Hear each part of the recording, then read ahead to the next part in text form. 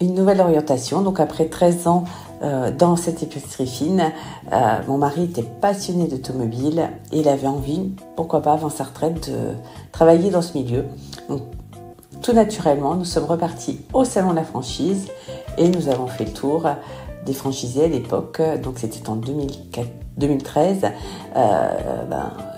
Voir un peu ce qui était possible de faire, comment on pouvait s'installer sans avoir une formation automobile en fait. Et c'est là que nous avons découvert UCAR. Donc, nous avons réfléchi avec eux sur une ville d'implantation. Nous avons cherché déjà des locaux sur la métropole et là, sur la métropole lilloise, il y a très peu de choses disponibles. Donc, il fallait absolument trouver un endroit où il y avait de la visibilité proche de Lille et si possible avec un parking gratuit. Donc on a cherché pendant des semaines et puis tout d'un coup, nous étions déjà andrésiens à l'époque.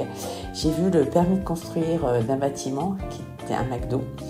Et dans la franchise, on dit toujours que McDo c'est un bon draineur de passage. Donc on a trouvé l'endroit, il y avait un bâtiment qui était libre et on a sauté sur l'occasion.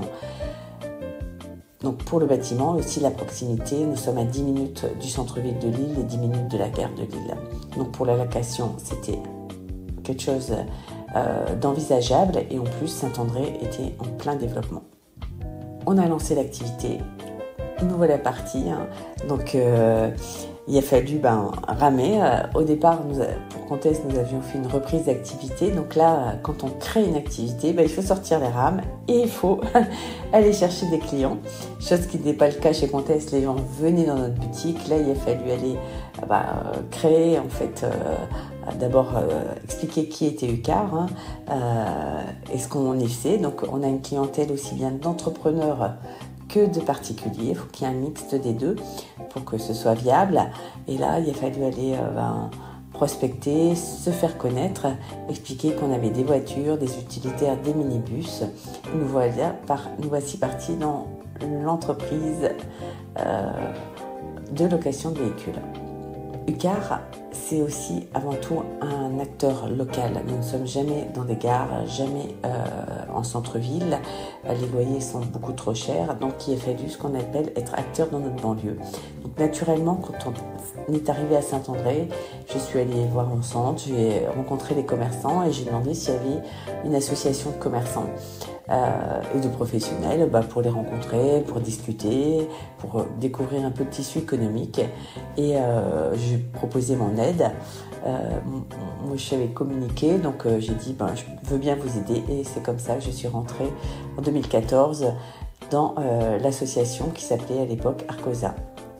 Et puis petit à petit, j'ai pris de plus en plus de fonctions. Je me suis investie dans cette association et aujourd'hui, j'en suis l'heureuse présidente.